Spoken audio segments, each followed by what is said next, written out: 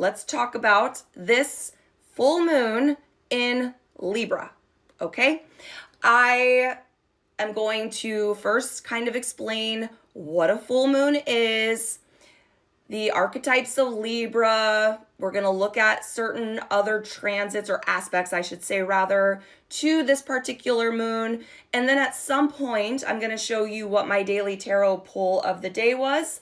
And we're going to use that to integrate the themes of Saturn into this moon as well, even though Saturn is not really truly making an aspect to the sun or the moon, or at least it is making an aspect, but it's making an inconjunct, which is kind of a lesser known aspect. But that pull was the star card. So this is all about Aquarius, which is ruled by Saturn and Uranus if we're doing modern astrology. But we'll get into that in a second. So first of all, a full moon occurs when both the sun and the moon are exactly 180 degrees apart. I'll show you what that looks like. So here's the chart for this full moon in Libra, which is happening on April 12th, 2025 at 7:23 Central Time. I am in Texas. We're going to go with Central Time. Do the math for yourself. Full moons. Moon, 23 degrees and 20 minutes of Libra. This is why this moon is a Libra full moon. Sun, 23 degrees, 20 minutes of Aries. Now, why are full moons typically seen as so volatile in energy? Why are the emergency rooms typically more full than they are at other times of the month? Why are your students in all of your classes acting a little bit crazy? Why are people on the road getting into more accidents? Whatever. Why is everybody acting crazy whenever there's a full moon? A full moon, archetypally, is trying to find a balance between a feminine energy and a masculine energy, for one. It's trying to find a balance between your internalized emotional self and your external, more physical self. What you need to be emotionally okay, what you need to be more physically okay. There's also a lot of ego with the sun. So that's why people do tend to act out a little bit more whenever they're feeling emotionally slighted, okay? Now, Libra is an interesting moon. At least I find it interesting because you're dealing with a moon that is ruled by Venus. She is a benefic and she's a very feminine energy. Okay? So this moon, interestingly, every time there's a Libra full moon, Libra's a masculine sign, Aries is a masculine sign. So we're already kind of doubling down on that energy of trying to balance masculine and feminine themes because it's a feminine ruled masculine full moon. So I think that's interesting. This is why relationships so often come up with this particular moon. Aries rules the self, who you are as an individual, and Libra rules your relationships, who you are as a partner and your actual partner. So you're trying to find this balance between those two energies. So all of that being said, and what I don't often hear other astrologers mention as succinctly as this is that when you are looking at how a full moon is going to impact you, you really need to not only look at the house that the moon is in, but also the house that the sun is in. For example, I am a Libra rising, meaning that Libra is my first house. This makes Aries my 7th house, meaning that while yes, the full moon is going to impact my first house most, it's also, because the sun is in the 7th, going to be impacted likely because I'm having some sort of revelations, because the sun illuminates whatever house it's transiting through.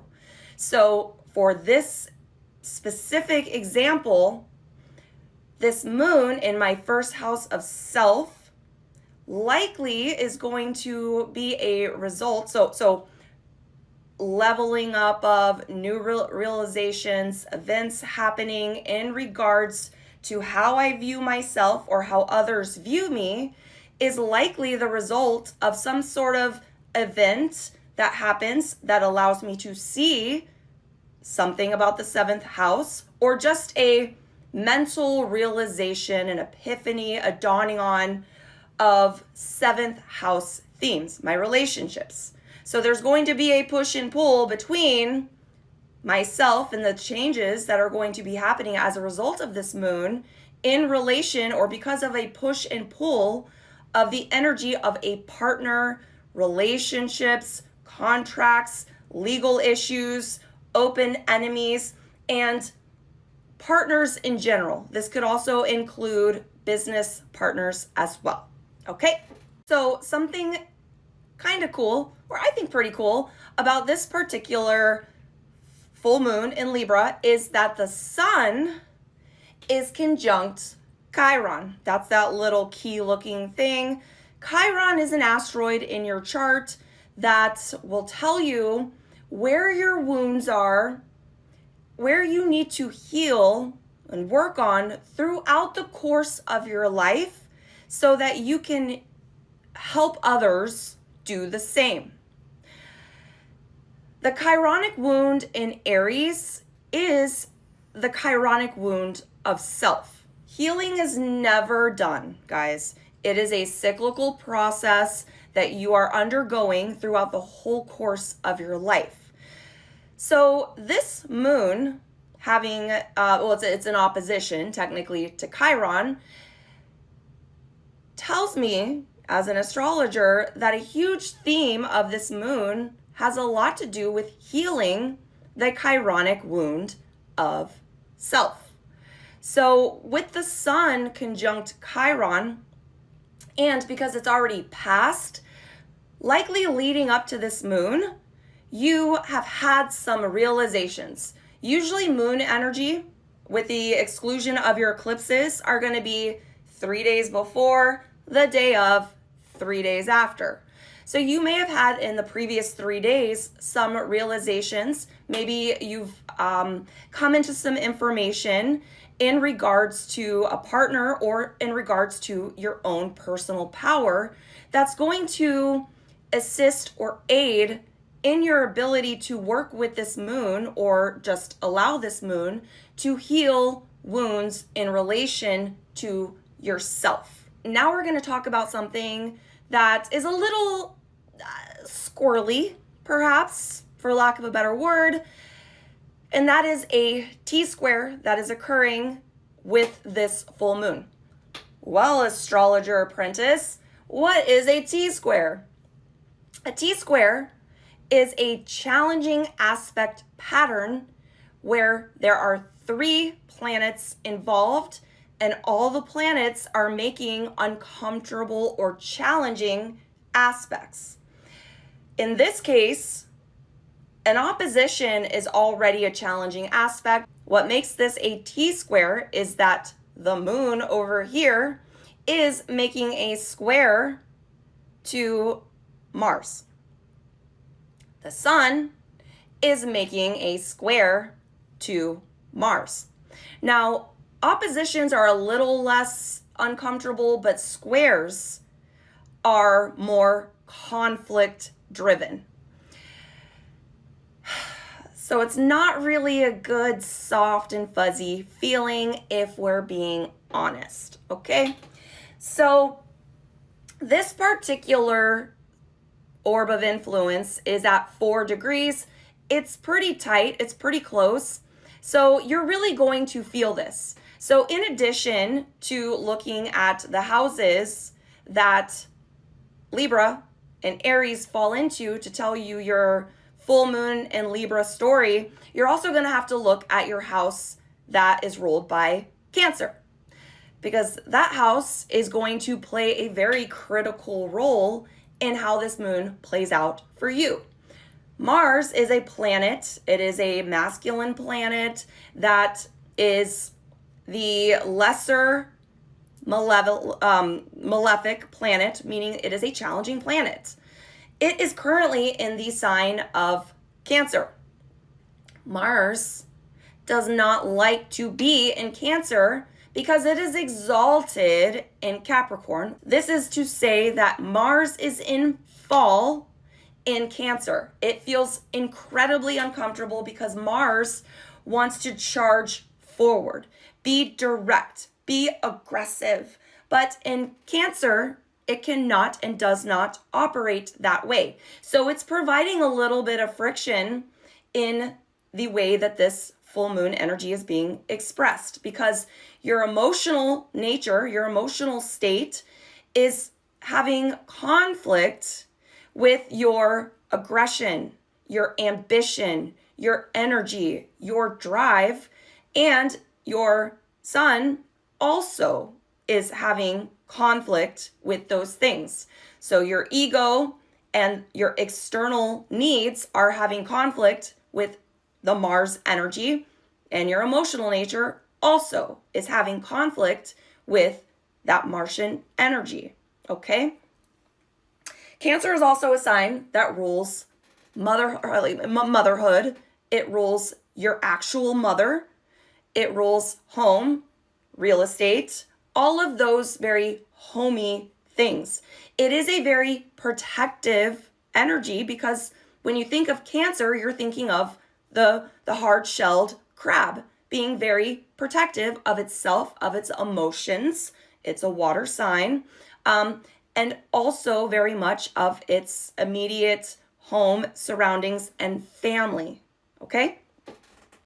The other thing, the next thing that you want to look at with any moon is its planetary ruler.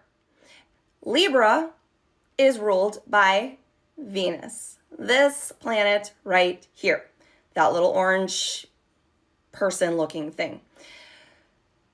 In order to get a more complex, detailed story about how the moon will play out for you, now go look at your Pisces ruled house, because this is also going to be significant for you.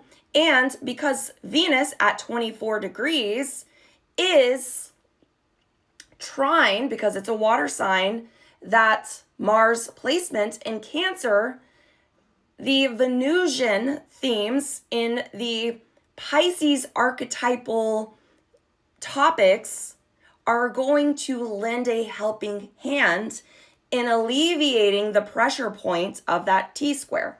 Because as I was discussing with the previous little fraction of this video, the T-square is all pointing to Mars, the pressure point of that particular aspect pattern. But it's getting a helping hand from an exalted Venus. Venus rules Libra. It also rules Taurus. So what you're looking at is a planet that, while not in its domicile, is in its exaltation. What does that mean? Venus loves to be in Pisces. It feels held high. it feels like it can have and do anything it needs in order to express its very Venusian energies. That's self-worth, that's love, that's your money, that's your value system. And it's very well supported in Pisces. So now go look at what sign or what house Pisces rules in your chart to get a little bit more detail as to what other energies are lending a helping hand, or what part of your life is lending a helping hand and alleviating all this pressure that we've got with this particular moon. It is, as you can see right here, in retrograde, and it's been retrograde for a few weeks now. It started in Aries, it worked its way back to where it is now, and in approximately, I think I had notes, 39 minutes later at 8:02 p.m. Central Time, Venus will actually station direct and start its chart back through Pisces and then through Aries and so on and so on. So it's interesting that it's like the last moments of turning that Venusian energy inwards right before you are able to take action towards Venusian themes, as I listed before. It's also in a conjunction with Saturn. So Venus would have gone tick, tick, tick, tick down. It was past Saturn, but it passed it, retrograde, it went back over it. So within the last day or two, and leading up to even a few days prior, Venus has had to really put on the stop in terms of those Venusian themes. How are you spending your money? What is your self-worth, your value? How are you treating your relationships? How are you letting your partners treat you? With Saturn, it's really had to take a sober look at those topics or themes, and it passed over it, and now in the next day or two, it's going to go back over that Saturn. So you're going to be able to implement, and at the time of this moon, really, truly sit with yourself and ask yourself these important questions. Because, again, 39 minutes later, you're going to be able to start building towards implementing what you want to do in relation to the way you're spending your money, the way you're making your money, your self-worth, your values, your relationships, how you show up in them, how you allow others to show up in your relationships as well. This morning, and usually daily, I do like to I pull a card from a deck that just has the major arcana in it. I put it in this little stand and I put it up here so I can look at it whenever I happen to be in my office, to give me an energetic, for myself, reading of the day. Today, before I even thought I might record a video like this one, I got the Star card. The Star card is actually my favorite card in the tarot, if you didn't already know. And it's such a beautiful card because it has so much to do with healing. If you watched the first video, you remember that this moon is opposite, meaning the moon is opposite, the sun is conjunct Chiron, which is the asteroid of healing. Those wounds that you sustained in youth that you're working on healing throughout life so that you can help others at some point heal those wounds within themselves. The Star card is the card for Aquarius. In ancient astrology, Aquarius is ruled by Saturn. In modern astrology, it's ruled by Uranus. Interestingly enough, Uranus at the time of this full moon is, and it has been for a very long time, in the sign of Taurus. Taurus is a sister sign-ish. It's really Scorpio's sister sign, but they do share a planetary ruler with Libra. So that's a thing. So you might want to also go look at what Uranus is doing, what house it's doing, or it's located in your chart. This went into Taurus in 2017, and this summer it's going to finally leave Taurus and go into Gemini. But you are dealing with disruptions in your self-worth, your value, your money, all of those very like Venusian themes. But in Taurus, it's a much earthier feel. And it is very much leaning more towards the self-worth and financial qualities of the Venus planet, more so than the relationship planet, or like qualities of Libra, right? Or of the Venus. So back to the star. So when I was walking my dog, I was thinking, like, how does this play into things?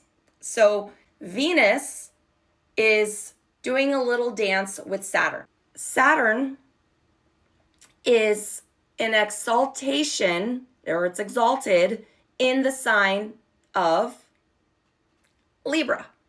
That means that Saturn, the planet of restriction, karma, time, lessons, rules, is able to operate at a very high quality in the sign of Libra. Currently, though, it's in Pisces. Now, Saturn is neither in domicile or exalted nor in fall or detriment in the sign of Pisces. It just kind of is, but it is also kind of an uncomfortable feeling, because while Saturn is all about boundaries, Pisces is all about dissolving those boundaries. So this full moon likely is having you question and really think about, also in relation to your relationships and yourself, where you've allowed boundaries to be blurred. I'm looking at you, those of you in your situationships. We're not here for that kind of energy anymore. We need to set boundaries. We need to stop letting these boundaries be blurred, be questioned, questionable. So in order to kind of move through these challenging energies, a big piece of that puzzle is going to be in setting and communicating and enforcing boundaries. And Pisces is also a very spiritual energy. So this may not just be in your relationships. It could also be hunkering down and really establishing your spiritual values as well with this moon. Now, Aquarius, which, bringing this card into the mix, you might also want to go look at what house Aquarius rules in your chart. Aquarius trines Libra and sextiles Aries. What does that mean? I'll tell you. A trine is a very simple, easy, free-flowing energy between two energies, two planets, whatever. And with the moon being at 23 degrees and Saturn being at 25, there's a 2-degree orb there. So what this is telling me is that Saturn, there's a very easy flow between the Saturnian energies that I just discussed and the moon energies that I discussed in part 1. So your emotional nature within your partnerships, your relationships, your aesthetic, is in a free-flowing conversation between boundaries or lack thereof. It can get a little easy to work with those energies where you might get a little lazy. This is where that sextile comes into play, though. A sextile is also a positive flow of energy between two planets, but the difference between a trine and a sextile is where the trine is very easy, no effort. The sextile, the energies are available to you, but you have to work for them just a little bit, okay? So this is a sextile between Saturn and the sun. You're going to have to put a little bit of energy, but you're supported. Again, also keep in mind Saturn is trine Mars. You're going to find that with a little bit of energy and effort on your part, that setting boundaries around yourself, that sun in Aries, is going to be just a little bit easier. Setting and enforcing, because Mars is positively supporting this sextile aspect. Like, oh my God, there's so many moving parts. This moon is really, really cool. But this is all to say that we're dealing with a moon that is ruled by Venus, that is in exaltation, conjunct a Saturn placement, which is typically exalted in Libra. And there's so many opportunities, however challenging they might feel, to heal your masculine and feminine energy imbalances. Your relationships with yourself versus how you're interacting and showing up in relationship to others. Business partners, financial spending. Please take the energies of this moon and use them to your benefit.